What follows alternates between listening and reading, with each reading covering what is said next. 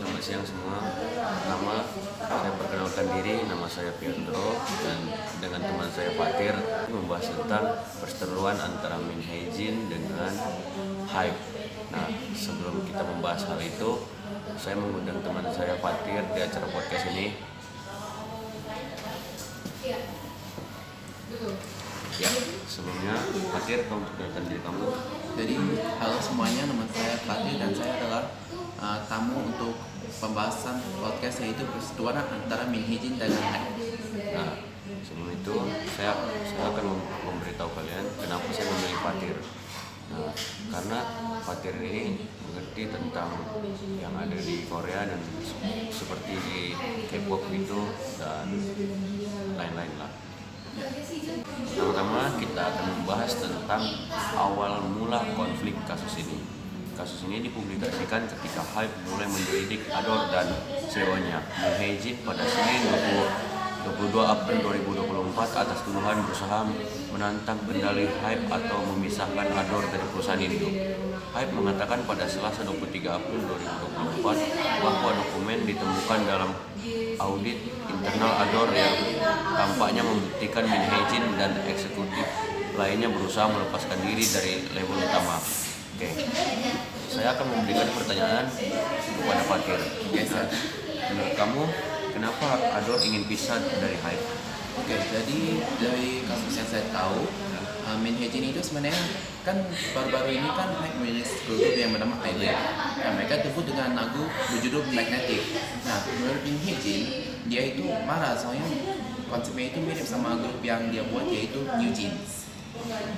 Tudingan plagiat Minhyejin membantah tuduhan Hype. Ia mengklaim perusahaan induk telah menyimpan dendam terhadapnya karena mengeluh tentang Island, grup pendatang baru yang dibawa Hype, telah meniru konsep New Jeans. Island dituding telah menjiplak New Jeans saat debut, sehingga menyebabkan kerugian bagi New Jeans maupun Adore. Label itu lalu merinci beberapa aspek yang dituduh menjiplak New Jeans, mulai dari konsep koreografi, tata rambut, tata rias, pakaian, hingga materi foto dan video. Nah, saya akan memberikan pertanyaan lagi kepada kamu Fatir. Oke. Apakah menurutmu konsep Island dan New Jeans sama? Kalau dilihat mereka berdua ini lagunya sama-sama easy listening ya. Cuma kalau berdasarkan dari kita bandingin aja lagu debutnya New Jeans yaitu Attention sama lagunya debutnya Island itu Magnetic. Kalau kalian lihat music videonya New Jeans itu kalian melihat konsep mereka itu Y2K. Mereka konsep itu kayak have fun dan senang-senang saja gitu, kayak konsepnya itu sangat cerah gitu. Kalau Island ini konsepnya ini kalau saya lihat ya mereka ini konsepnya ini kayak dreamy gitu, kayak cute princess gitu lah konsepnya, bisa dibilang dreamy vibes gitu. Pemunduran Minhyejin memutuskan untuk mengundurkan diri dari posisi CEO Adore. Manajemen artis yang mendebut New Jeans Adore adalah salah satu label di bawah Hype. Pengumuman mundurnya Minhyejin diumumkan pada Selasa 27 Agustus 2024. Hype menunjukkan Kim Jo-yoon, seorang ahli di bidang SDM untuk menggantikan Minhyejin. Minhyejin akan tetap berada di posisinya sebagai direktur internal Adore dan terus mengambil ahli tugas produksi New Jeans. Nah, saya ada beberapa pertanyaan lagi nih Fatir. Okay. Apakah dengan pengunduran Minhyejin bakal ada perubahan kepada manajemen New Jeans dan karir kedepannya? Kalau berdasarkan manajemennya, kan setiap CEO kan beda-beda itu kan cara mengatur perusahaannya semacam itu. Untuk sekarang sih saya lihat manajemennya agak kurang baik ya dengan CEO yang sekarang itu dibandingkan waktu sama Minhyejin. Dan untuk karir kedepannya, kan New Jeans ini terkenal dengan lagu-lagu yang catchy, yang easy listening.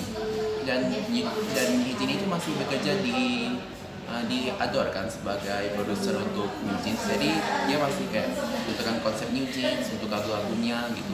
Dan menurut saya kalau misalnya New Jeans tetap konsisten dengan seperti konsep dan lagu mereka yang sekarang, menurut saya karir mereka bakal bisa meroket di masa depan.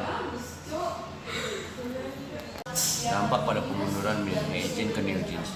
New Jeans melakukan siaran langsung YouTube yang menggegerkan media sosial pada Rabu 11 September 2024. Diam-diam melakukan tanpa pengetahuan Adore dan Hype.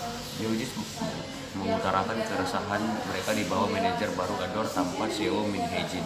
Kekhawatiran akan masa depan grup hingga perlakuan diskriminasi yang dilakukan oleh manajer grup lain di Hype. Hani membagikan cerita ia mendengar seorang manajer grup lain meminta untuk mengabaikannya secara terang-terangan. Saat Hani mencoba melaporkan hal ini kepada CEO Adore yang baru, ia disebut terlambat dan tidak memiliki bukti sehingga tidak ada tindakan yang lebih lanjut. Nah, saya ada pertanyaan buat kamu lagi Fatir.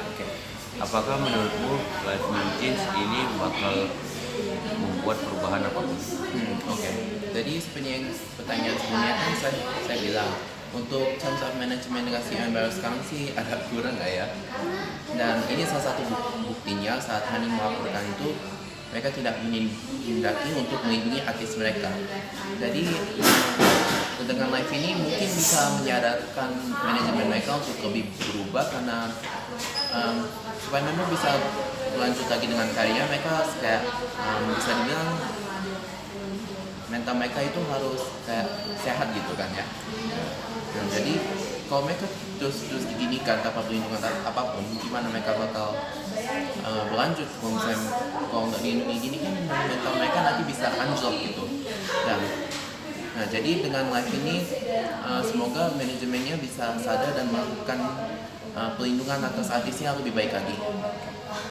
Oke, terima kasih buat yang sudah mendengarkan podcast kami. Terutama saya berterima kasih kepada Fatir yang telah datang kepada podcast hari ini yang memberikan perspektifnya tentang K-pop idol. Nah, Ya, terima kasih sudah mengundang aku di sini. Aku juga senang membahas topik yang seperti ini ya, membahas tentang dunia K-popan gitu.